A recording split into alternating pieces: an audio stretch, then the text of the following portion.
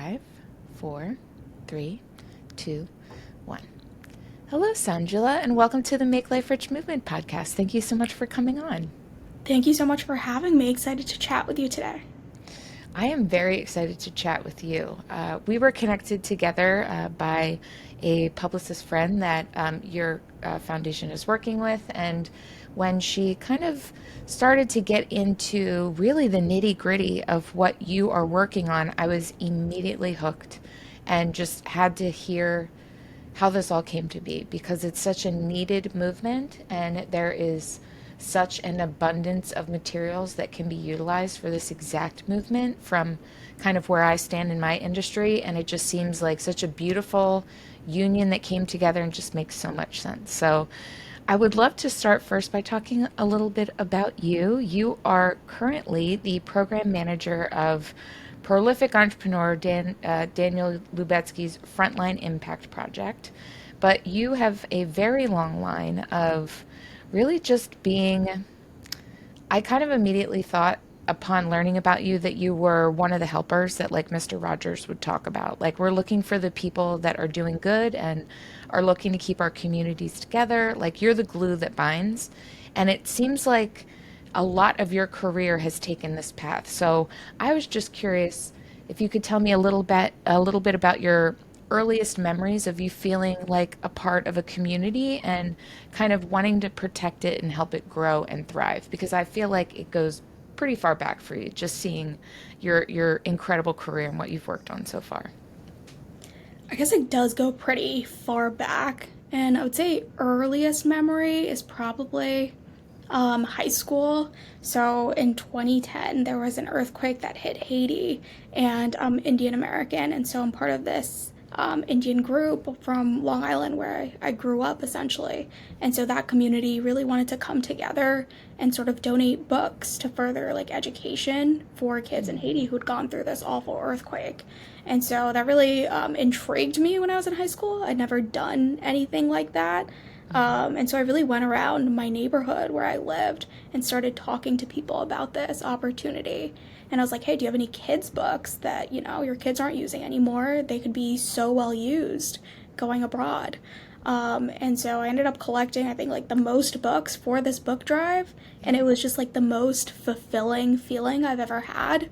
And also just the workings together of like so many different communities that I was a part of for this greater good. And honestly, I found that feeling just sort of addicting. And I never thought about it as like a career option, but I guess that almost like stuck in the back of my mind going forward into like my actual career in the future. Oh, that's so beautiful. So you were really just addicted to helping and seeing the impact that you could make, which is really beautiful and kind of amazing to get at such a young age to really put in those 10,000 hours of just like making this your craft and it is your passion. So kind of aligning the two together is so special and really just kind of rare these days. So I was just immediately enamored with seeing how much you've done so far. Would you mind giving us a brief Mhm. rundown of the project you worked on before coming to Frontline? Yeah, so prior to working for Frontline Impact Project, I was with the UNICEF USA, which is sort of the American arm of UNICEF, raising awareness and rallying support for children's needs, but here in America. And so I worked on a program called UNICEF Ventures, and it was sort of an interesting combination of like the innovative arm of this giant humanitarian organization that's in over 190 countries.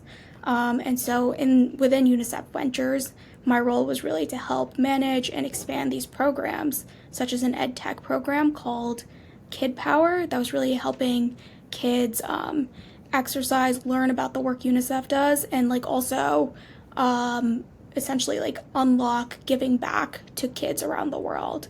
So it was a need that teachers had in the classroom to really, get kids' energy out with these quick, fun activity videos, but then connecting to that to like a moment of giving back and unlocking these things called ready to eat food packets that kids around the world would actually receive. So it was like connecting a need here in the US with a need abroad. And so sort of this innovative way to bring this humanitarian org to just classrooms and kids. And it was really that touch of like impact, giving back, but also connecting two ideas that might not have been connected before that I think really intrigued me about that work and really carried me through to Frontline Impact. Oh, man. And the ingenuity and kind of like the modern approach to connecting communities across the globe and starting, UNICEF we know has always been focused on children and just improving the overall lives of children around the world. But I love that they began immediately in figuring out ways to connect them because as a unit we are stronger, and when we're still so young and impressionable we can be impressed in either direction, and to be able to have access to a community you normally wouldn't be able to connect and understand, like, no, there are little kids like me all over the world, and some don't have access to the things that I have access to, and vice versa, giving maybe some children in spaces where they don't have the ability to maybe see an immediate future or something they could work towards as a goal. It seems really authentic in a way that you wouldn't really consider being able to be done in a modern way. And especially while making an actual impact. So it's so special. It really was a special program to be a part of, and just to see like such a large org also value innovation. I think that's also pretty unique. Yeah, especially for how old they were. That's like kind of really impressive. I'm a little shocked by that, honestly. But tell us how you became a part of Frontline Impact. It's such a new program. So what you've been able to achieve in these, is it 4 or 5 years? You were 4 years, yeah. 2020 it began. Could you give a brief overview of how you came to be a part of Frontline Project, and then just give us a rundown of what it is that you do for the project? Sure, so I'll start at the beginning. So Frontline Impact started in April of 2020, really, I think within a week of the pandemic starting.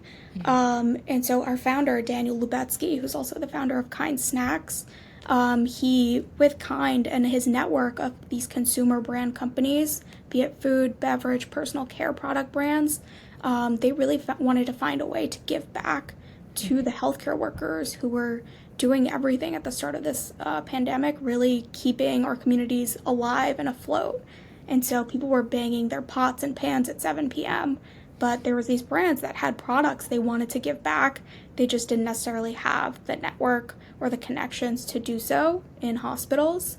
And so that's really what Frontline Impact was born out of, that like desire of brands to give back and show gratitude to our healthcare heroes in that moment. And so from there, we were really rapidly trying to, give food, beverage, personal care products, really like quality of life goods. We weren't meeting, I would say, needs, but we were really bringing joy and happiness to a community that was like really, going through it with healthcare workers, giving their all. Some of them were away from their families. And so they just, that little pick me up was really could have changed their whole day, their whole week. And so it started there with supporting nurses and doctors. And then from there, Frontline Impact really expanded to reach other frontline workers. So this would be emergency service workers, firefighters, teachers in the future, even poll workers. And then from there, we also expanded internationally to support, people affected by the war in Ukraine, and different disasters around the world, providing that sort of humanitarian relief as well. So I got involved in the project around May of 2022 at sort of a pivotal moment where it had been 2 years post-COVID. And so we were figuring out, what the role was. Were people still interested in giving back to these frontline communities? And what we'd found from both sides, from both the donor, like company perspective and the frontline worker perspective, was that there was both a want and a need for these resources to continue reaching communities. And so I joined at that point of really understanding how we continue to show gratitude to frontline workers in a world that wasn't, as encased in COVID as it was in April of 2020. And honestly, in some sense, like the environment for a nurse and teacher has sometimes gotten worse than it was in 2020. I mean, like the environment in classrooms, just because of like the mental health crisis affecting kids, these teachers are still giving their all every single day. And that need for gratitude for support is very much still there. Mhm. And companies really still want to support that. And they do have the resources and they're looking for ways to give back. And so it just continued to be a place where we found this niche where it can be a win for everyone involved. Man, it really can be. And I think back to, just random days where, at the time I was a director of marketing for a pharmaceutical company, and, just being able to go downstairs on my lunch break and there's like a La Colombe little like cart outside giving away free Mm-hmm. like draft lattes would send me into the best mood ever. And I'm just typing Yeah. away on a computer. So I can't imagine how much those little treats and gifts would impact someone in the middle of like just the most stressful day or just the most overwhelming time.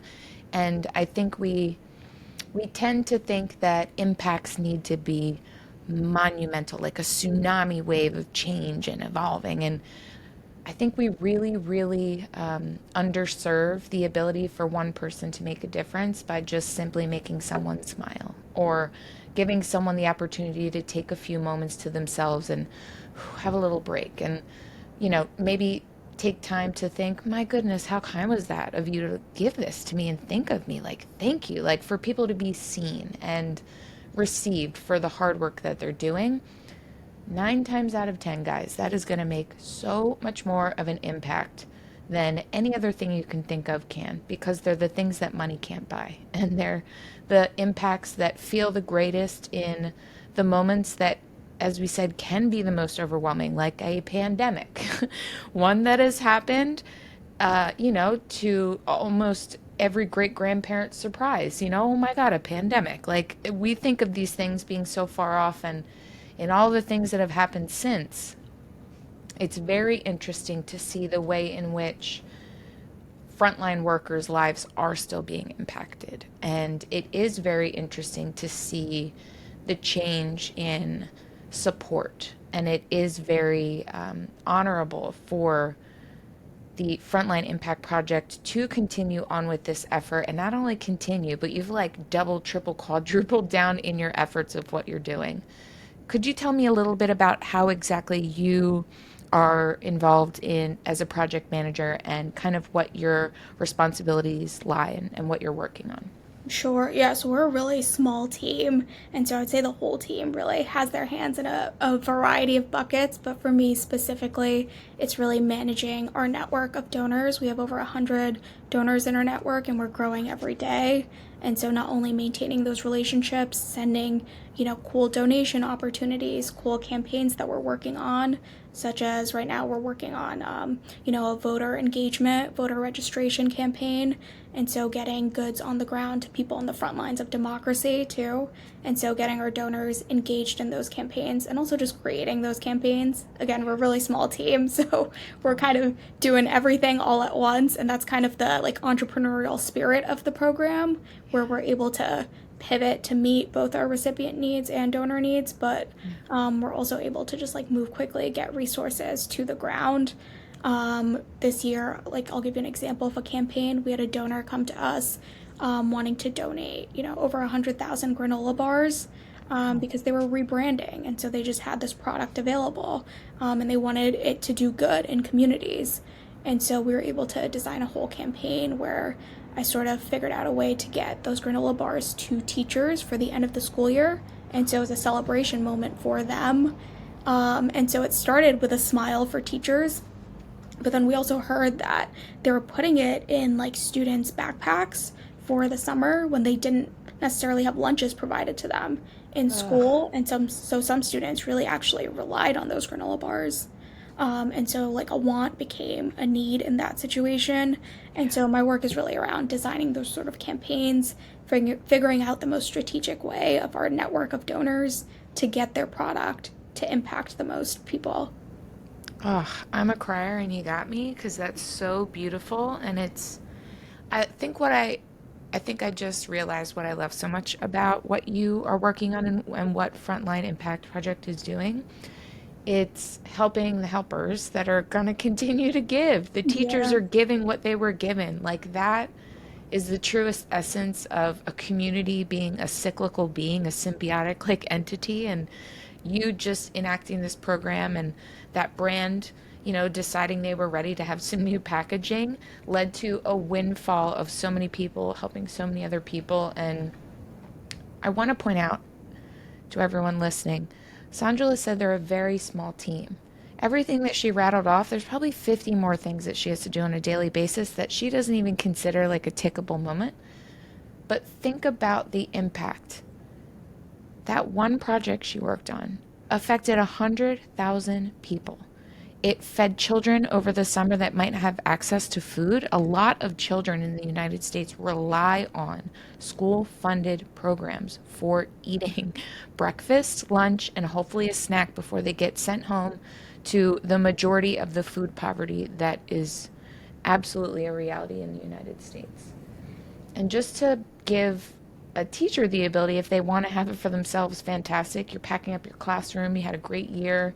You're thinking about, a little bit of a break you get to have ahead of yourself before you come back and give your all again.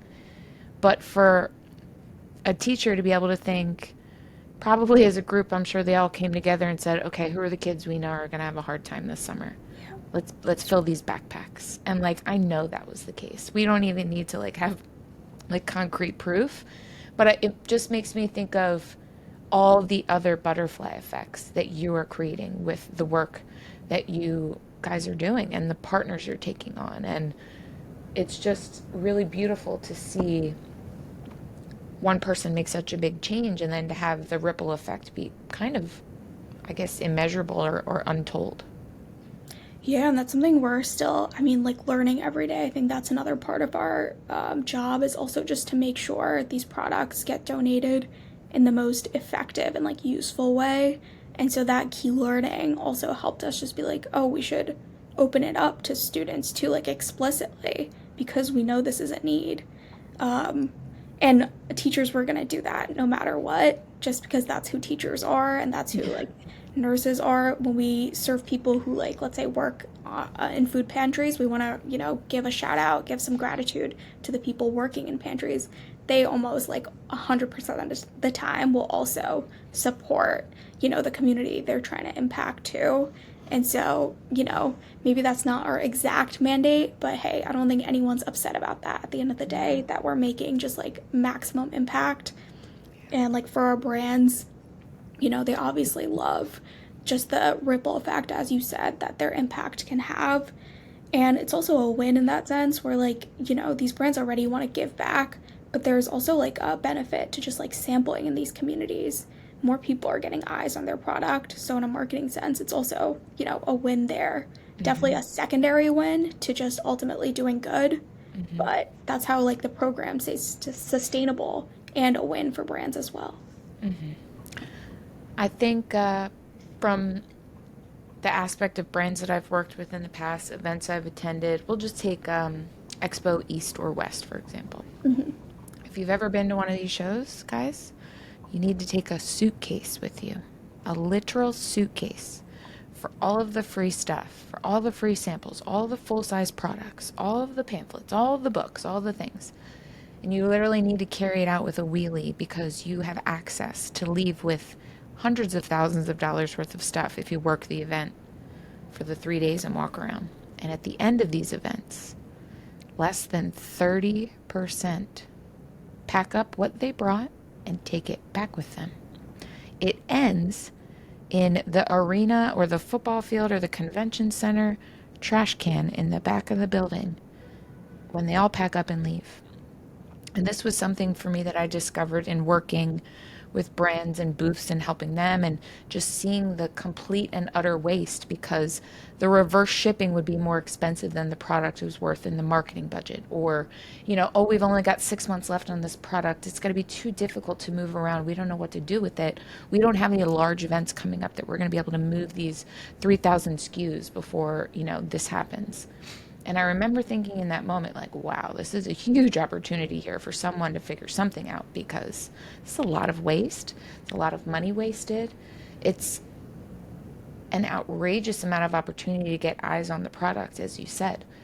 But to know now that there is a project that in entirety, I tried Googling. I think you might be among like the only one or two kind of entities moving product in this manner of giving back without it being like a misfit box or reselling something. And I found that really shocking. I thought with the amount of leftover product available to be moved around, that more of it would be done in a manner of giving back rather than making a short change on the dollar to recoup a little bit of what you lost because it wasn't sold at retail. And I wonder when Daniel Lubetzky was kind of putting together the idea for this project, I'd have to imagine that being the owner of the Kind Snacks, they themselves had to have run into this issue of having, some product that has some packaging that needs to be fixed, or maybe there was an error on the labeling, or, it's got a shelf life issue. Did that have any kind of consideration taken into the building of the Frontline project because of that internal knowledge over at Kind Snacks? Of course, yeah. I mean, Daniel, he was really, obviously, he was the founder and the CEO of Kind for a while. And so he was intimately aware of like the process of just getting bars to the ground and then what happens when you have short code product, which is still perfectly good to use. Maybe it Mhm. has a 3, 6 month shelf life left, so it's still perfectly consumable, but then you can't put it on shelves anymore. But when you get it, in our case, to a frontline community, they'll usually use it within 48 to 72 hours. And so it's a huge, product loss essentially. But then there's a win there where you can get it to communities and they'll use it. They'll have an incredible experience. Mhm. And then, like, again, it's a win for the brand because they're sampling, they're getting to reach new markets with this product.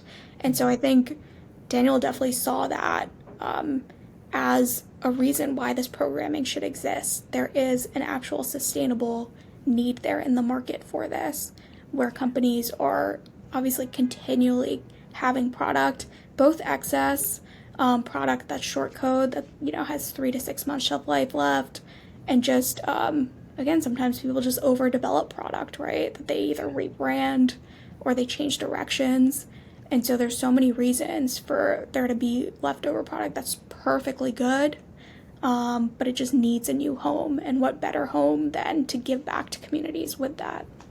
Oh, man. It's also so impressive how quick the turnaround was in creating the Frontline Impact Project with consideration to also like what the heck was going on in the world at the time. It was rather swift of like a coming to life story. Was this something that had been marinating for a while that Kind Snacks knew was an issue they wanted to work on, or was it really the impetus of just recognizing the sheer magnitude of, I guess, just admiration and appreciation that needed to be given out during such a crazy time? So Kind Snacks, they have an incredibly developed corporate social responsibility program, and so this was just, I guess, one aspect where they wanted to give back additionally to what they were already doing. Mhm. And so I don't think it was like the core of their social responsibility ever, but they're an incredible partner to us, as well as several other brands in our network. And so, like, they are just continuously donating product as it becomes available to give, essentially. And I know a lot of companies are also, they're trying to get better at building out that pipeline of not only having, that CSR programming, but then in addition to that, also, when there's a moment that needs attention, let's say a hurricane hits, they want to give back. That's also a way that our program operates, where we'll get involved in humanitarian response. And so, in addition to a company like Kinds, just regular giving back, they'll Mhm. also, when a hurricane hits, we'll reach out to them and they'll donate thousands of bars at a time because they see a need in the community. And so that's definitely a part of just their ethos, and certainly a part of just Daniel Lubetzky's philosophy Mhm. is this sort of like social entrepreneurship. What is the role of these corporations in society? I mean, we firmly believe that it's also to just give back and be really fundamentally a part of these communities. Yeah, love that. It also is really intriguing to me the thought of larger companies and brands discovering this project and, thinking like, aha, we've always wanted to give some type of impact. We've wanted to have some type of social program, but we just don't have the hands. We just don't have the bandwidth.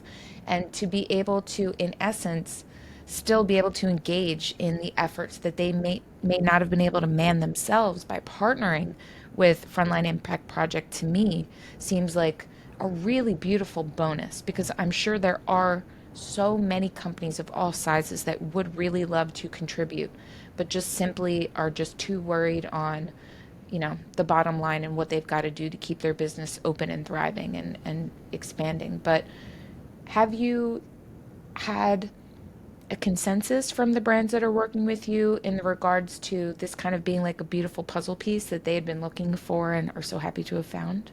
Yeah, certainly. And I think you hit on like a good point there where it's really companies of all sizes that we work with. And so that puzzle piece for a company we worked with, like Lysol, massive company, they help donate just like millions of wipes to schools, right? But that isn't going to be possible for like a startup, but we still work with them and try to meet their needs as well. Where they'll have like short code product. We work with this awesome brand called Planet Donut, and so they had donuts available in the New York City area. And the founder actually like drove to an event in New York City because she had some product that she wanted to give back. I think it was just excess. And so she was like, it would be the perfect opportunity to not only give back to like the local Brooklyn community. I think she went to a school, but also just, get more eyes on the her brand, Frontline Impact, and just giving back as a person who lives in New York, who's benefiting from the community, and then ultimately giving back to that same community. Yeah, as a publicist, I can't help but this idea excites me so much because literally every single person involved benefits for the thing that is most authentic to what they'd be looking to do in this scenario, anyhow. And then the recipient of the gift is just a surprised individual that got a really cool treat for the day or got an experience they didn't expect. And I always I think was very open and always trying to encourage and push there being a benefit to something that a client was doing, but that's not always available as an option. And you do always have to really consider, how are you helping their brand to expand? And for me, it was always the most important to focus on how the brand is impacting its community or its ideal audience. And for that to be literally embedded in the purpose of the entire Impact Project, and just giving brands the immediate understanding of like, oh, we could get in front of new eyes that have never tried our product before. Um, could you tell us about a few success stories of brands that have partnered with you and then seen that, I guess, newfound customer loyalty after the recipients are kind of trying or tasting or engaging with these gifts? So I can give you a few campaigns that we've worked on. I mentioned that granola bar company that like rebranded. So that was a company called Junkless Foods. They Oh, I love donated, that. yeah, they donated. Originally, they were planning to donate 100,000 bars, and then we got so much interest from schools. I think they increased that by like 20,000 more bars because they were seeing it be such a success. We got interest from hundreds of districts across the country in like a week of sort of advertising this campaign. And so schools were getting thousands of bars for this end of year celebration in essence. So not only was it a physical sampling opportunity where they're actually seeing the product, but we also had a whole social media campaign. We were highlighting how these bars were distributed. And so I think we reached like over 200,000 eyes on social media as well. We got some Wow. local media mentions in local newspapers. And so it was like a huge win for the brand, and not only, utilizing this product, but reaching these ideal communities of teachers. They're hoping to reach women. Teachers are predominantly women. Women are controlling the spending of their household. And so great demographic to reach as well. And then also, again, you're just getting so many eyes on this brand, and like while they're doing good too. And so that was a real success story for us. And then so many other projects that we've worked on. Right now, we're working with brand like with we worked with Spindrift. the beverage company, Sparkling Water. And so this was a smaller donation, but I just like highlighting this. So they gave to this, relatively small firehouse in upstate New York. It's called Westmere Fire Department. And Westmere got this donation of product of Spindrift sparkling water. They got tons of cases of it, and they brought together 30 local agencies, 30 local, like the EMS, other neighboring fire departments in their area, to just do a celebration for all of them. And so, really, a win, not only again in acknowledging all that these frontline workers are doing, but in also like reaching this small town in upstate New York with this product. I think a lot of them had Spindrift for the first time, and they were writing back to us. They were like, "Oh, that was amazing! Thank you so much." And I'll give you one last example. I think we work with a seaweed brand called Give Me Snacks. They also wanted to donate, and so we'd reached out to, I think, a fire department on the west side of the U.S. And at first they were a little skeptical. They were just like, "We've never had seaweed snacks before. I don't know." But they're like, "Sure, we're willing to try it." And they emailed us back. They were like, "That was the coolest product. I would have never thought to try that." And so that's also like just one of the fun parts of being, part of this program. Just getting to introduce people to like new foods even Yeah. is, a win. And again, they reached like a small community in California, I believe, with their product. Yeah. That's so cool. And I want everyone to think about the last time you walked past someone with a card table up, or they've got a backpack on and they've got a coupon, and then in one hand they've got a treat to give you to try. What did you feel like when you got that? Were you like, "Oh, I didn't expect to walk past the grocery store today and there's going to be a Haagen-Dazs ice cream bar outside that I get to try while I'm grocery shopping"? Like, okay, I'll eat this. But to think of it being like the best, most authentic, most engaging, on the ground of small town USA branding campaigns that's doing good. And all the company had to do was partner with you, send the product. The social media campaigns that followed were authentic, actual testimonials, engagements, people that were responding to the kindness and the consideration. Then they were talking about the product. And then with the firemen, like, "Wow, we didn't expect to like seaweed, but this was cool. And now we may try other things." Like, even just the expansion of one thinking they wouldn't want to try something, and now they might try something else. Like, there's, again, this like ripple effect that I can't stop seeing. And I just wonder if when Frontline Impact was starting to see some momentum, was there, I guess, a particular situation that let you guys know that you were truly ready to expand and start working on these humanitarian efforts and war efforts and support? Like, was there a moment where you could tangibly feel that you guys had kind of mastered what you were doing and you were ready to level up or kind of expand that to the next stage? I would say probably in just hearing not only from our donor companies and being like, "Hey, we saw, that this hurricane hit. How can we help?"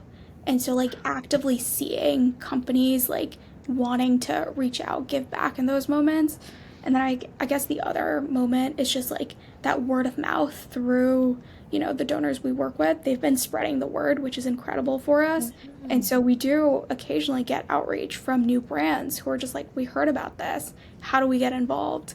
And I think we really like saw that pick up, and that was sort of a moment for us to be like, "Wow, this is really like hitting for these companies. This is something they want to get involved in."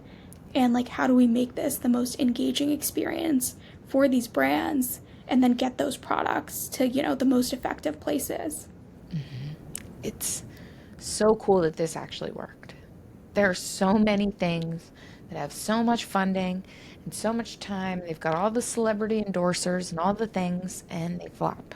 And for this to have worked and worked immediately and worked well enough to scale to have the impact that you're having now, I think is a true testament to the absolute like bedrock of the mission of what Frontline Impact stands for. I think we're entering into a really beautiful place in consumership and just overall thoughtfulness as a society of really wanting to put our money in a place that's going to go in a great direction rather than, a greedy or negative direction. And I can't help but think that Frontline Impact Project is really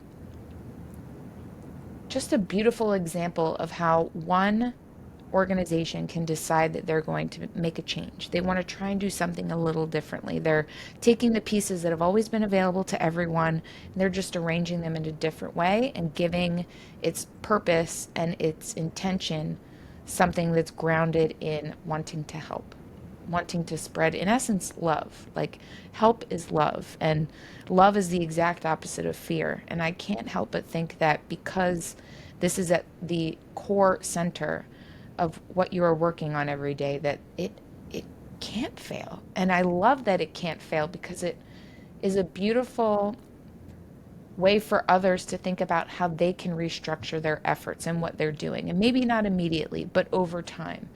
It is very telling that such a large organization now is able to do so much, but started from such a small place in what we can all agree upon, I guess, being the craziest time in life ever to do anything, let alone want to have any type of domestic cooperation, state to state, company to company, to then expand in still awkward, awful times of war into other countries and be able to do the same thing. So it's not to say that it was easy for you or for Frontline Impact to get this going, but the mission and the heart was there to facilitate and power through these difficult moments.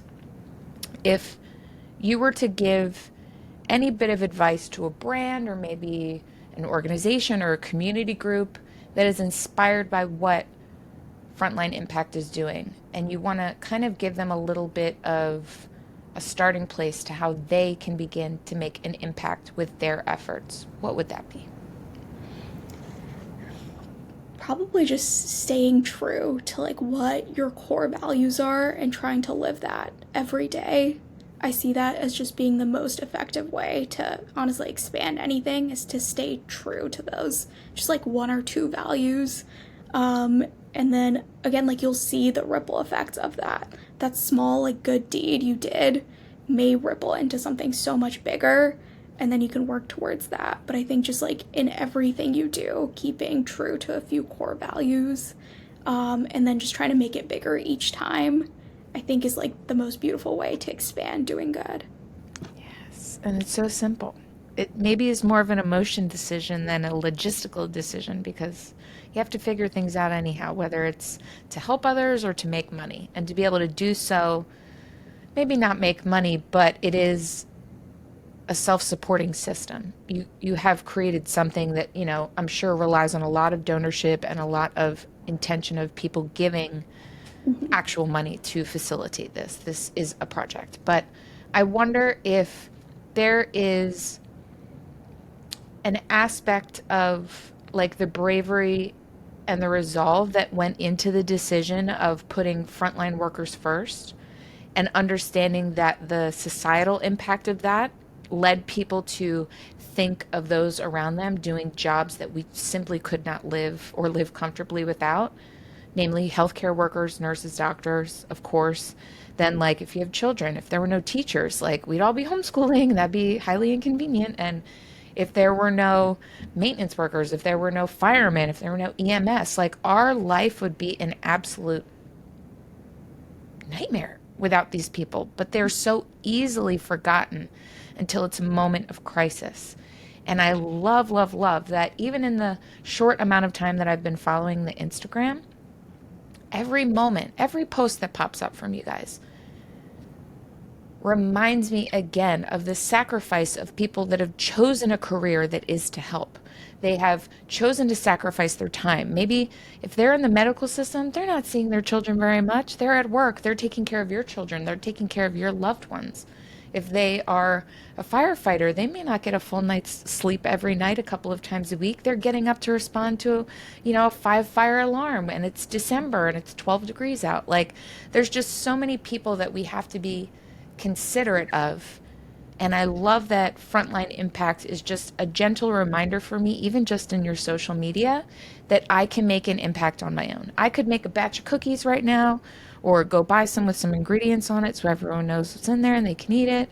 And I could walk all the way up the road to the Nature Conservancy Center and say, thanks so much, guys, for, banding the birds every winter and counting and seeing where these endangered species are lying with their numbers. Like, thank you for that. That really means a lot to our ecosystem and, birders being able to come here and see them. And like, there's just so many things you can do, just you yourself. But I wonder in the efforts of what you are sharing in terms of the work that you're doing on the ground and also with brands, has there been a moment that like really stirred you up or like made you just so emotional and just being thankful for the work that you're doing because you're helping people in the best of times, the worst of times, the normal mundane times. Like there's got to be a lot of moments of magic in that make you just remember why you do what you do. Yeah, I mean, there's so many. I think the every day, I mean, we'll receive photos a lot of the times from donations. And so just seeing those photos is so special to me. You get to see like frontline workers holding up like cookies from Magnolia Bakery, like holding up, I don't know, fun drinks that they received. And so just Mhm. seeing the smiles on their faces, those are like the everyday magical moments. But then I've also had the opportunity to, go to a lot of these frontline organizations to see our impact on the ground. And I think one moment that just stuck out was I went to, a local school. I'm based in Manhattan. So I went to a school in Brooklyn that we were supporting. And we're working with a company called Belgian Boys to just give waffles to the school. I mean, it was for teachers, but obviously immediately they also Mhm. gave it to their students. And they were just stocking like a food pantry in the school itself. And they were like, this is going to help us for like the next few weeks, few months. People just come in here, they grab what they need. And when they see some fun items, it really brings a smile to their face. I think we also Oh, supplied some like ready to eat meal kits. And yeah. so, along with the waffles, they were getting like a full meal from Saffron Road. And so, it was really, it was fulfilling this need. They could get a full meal, and then they could also bring home like a smile for their families. And again, My there's no God, shame in it either. that's beautiful. It's really beautiful. That's so. I had a, I had a father. We've all had a father. My father was sick for 20 years of my life, and a good majority of that early time of him being sick, I was young, and we had to rely on food pantry donations because we were just paying for so much with his medical bills and everything. And I can distinctly recall one day, like, I guess, like ShopRite supermarkets donated some bread that was like a day old and it was rainbow bread. And I just remember that being something so fun and innocent, but it made my day because it was something different that we got to have. And that waffle immediately took me back to being a little kid, relying on the kindness of others to have like a little treat that's outside of nutritional needs as a kid. And that's so special. And I wonder if when these brands are working with you, they're truly aware of like the lifelong impact they can have with these communities, especially when it's impacting children. It's Truly, I just, can still remember those smiles when I was handing out those waffles. oh my God, I can't, it gets me. I always ask this as my final question, so I'll ask it of you first, and then we'll ask for the perspective of Frontline Impact Project because it feels like a person to me. It's so endearing and just there's like a kinship that comes from everything you do. It really does feel like an immediate community bond that once you're aware of what you're doing, it's like, okay, I get it. I'm a part of this. Uh, but, Sanjula, how do you make your life rich? I would say for me personally, what makes my life richer is really just spending time with my family, my friends, and also just honestly meeting new people and learning from their stories. That truly just makes my life richer, learning new experiences. Love that. That's very beautiful. And what would you think Frontline Impact Project feels about making life rich? I think just maximizing the impact we're able to have and just reach as many people as possible with resources they need in times of crisis. That's really, what makes our life richer. Every time we can bring on a new donor, small or large, we see that as like people affected by the resources we're able to distribute. And so that's really what makes, I would say, Frontline Impact's life richer. Ah, so beautifully said. I love that so much. This conversation has been so beautiful and so inspiring. And for those listening, if you feel like you're ready to learn more, there's going to be a ton of links in the show notes. Follow them on Instagram. What they're doing is beautiful. It's going to be one of those feel good Instagram accounts that you follow, and you're just so thankful that there are people out there working day in and day out to brighten the lives of others, especially those that our society relies silently but so heavily upon. And I really encourage you to see how you can get involved within your local community. If this idea triggered something for you or inspired you, do not wait. Do it. Look how much one person has been able to accomplish. And yes, Sanjula, you are part of a team, but your expertise up to the very moment that you joined Frontline Impact Project has made for your exact life path to give you like all the experience you needed to just freaking run and be the best project manager ever for this. And I think it's so special and feels very meant to be that you were kind of blessed with the opportunity to be the steward for this project. You have done such amazing work. You're so young. There's just like so much opportunity ahead, both for you to continue growing and giving and being a helper on the personal side of things, and for Frontline Impact to just truly blanket the world with kindness and gifts and love and the opposite of fear, and just continue to bring more and more communities and brands and people together. It's so special. Yeah, it's so incredible to be a part of this program and to just help grow it, expand it in the future has been a real, not only just my everyday job, but also just a passion project. Seeing people impacted, honestly, really makes my day every single day. And to get to do this for a living is truly a blessing. Oh, I bet, man. I freaking bet. You wake up every day ready to go, I'm sure, helping so many. I have to ask, what is next for Frontline? I don't want to, if you have anything coming up, is there anything you'd like to tell us about that Frontline's working on? Yeah, so we're, just constantly trying to expand, reach as many companies as possible. And then we're also working on several campaigns. The last few months, we've been working on a back to school campaign, helping stock teacher resource centers across the country with free supplies that teachers can go shop for. We're also working on an activation with a org called Pizza to the Polls, where we're supporting voter registration on Voter Registration Day in Miami. So encouraging people to go register to vote.